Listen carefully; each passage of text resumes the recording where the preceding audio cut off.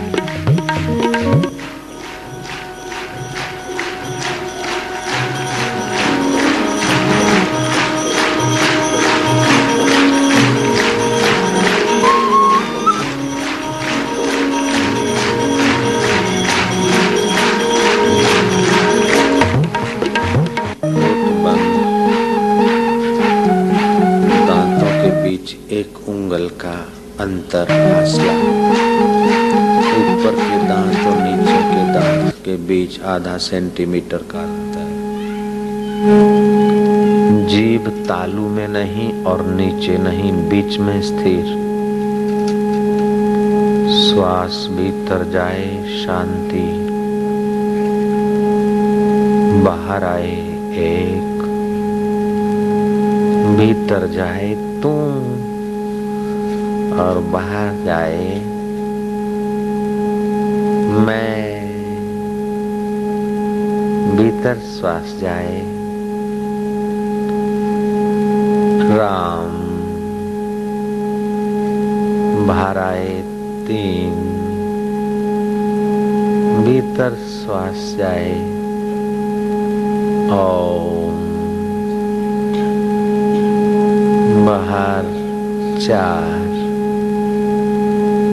भीतर आनंद 5, भीतर गुरु और 6,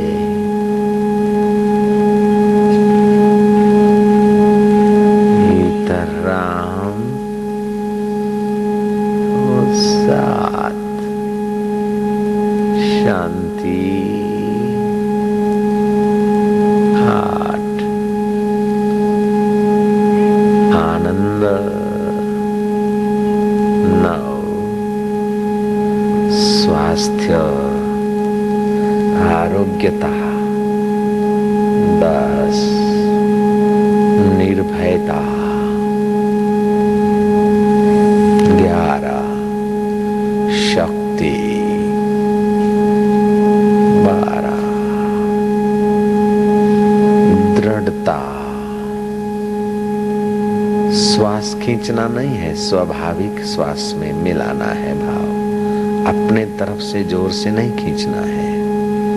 जो चल रहा है उसमें गिनती करीब 50 की गिनती हो जाए हर रोज, ऐसा मंत्र दीक्षा लिए हुए साधकों को करना चाहिए। और 5 मिनट आंख की पुतली इधर उधर न हिले, ऐसे भगवान या गुरुदेव के श्री चित्र को एकटक देखना चाहिए, बहुत मदद मिलती है, आत्म कृपा होती है। 4 कृपाएं हैं, आत्म कृपा,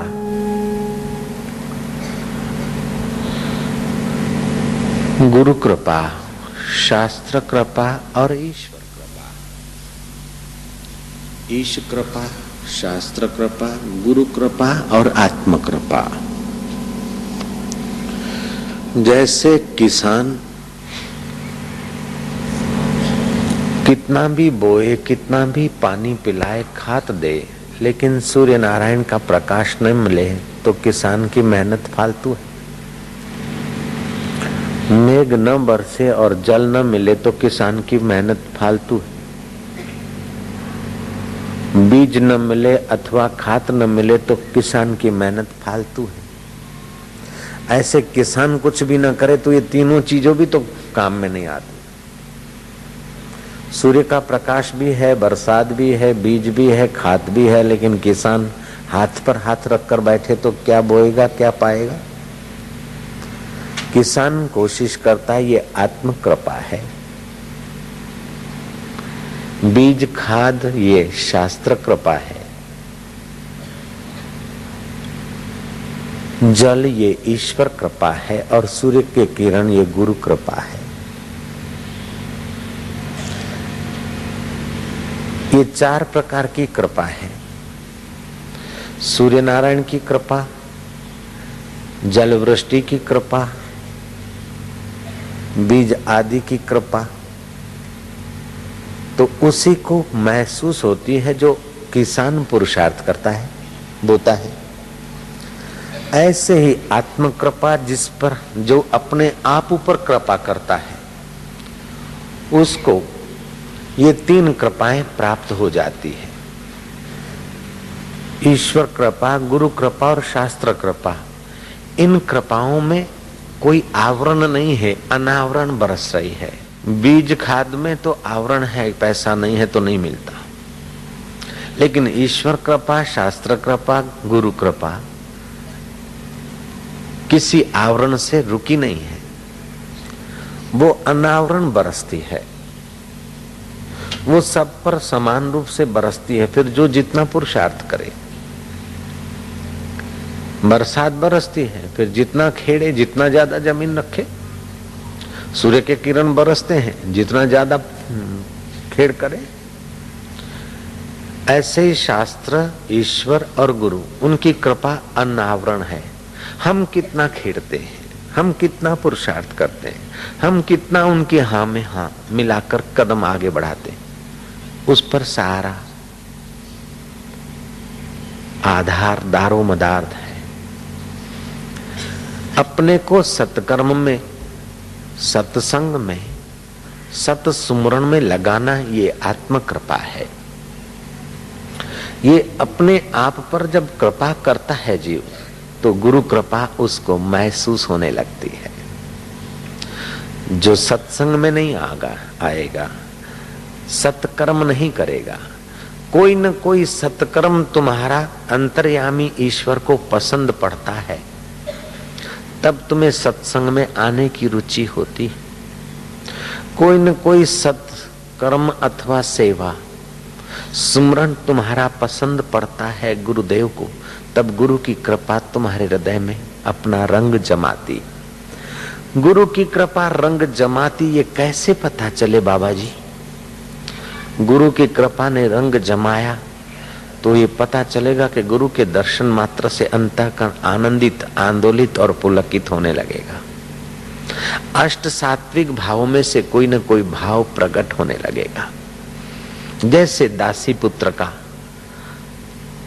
संत दर्शन से हृदय परिवर्तित हो गया और वो दासी पुत्र में से बदलकर देव ऋषि नारद बन गए, ऐसे ही गुरु कृपा हमारे अंतःकरण को धीरे धीरे परिवर्तित करती है। जितना अपने ऊपर कृपा करके गुरु के बताए हुए साधन में लग जाता है, उतना ही शास्त्र कृपा का रहस्य अपने आप प्रकट होने लगता है।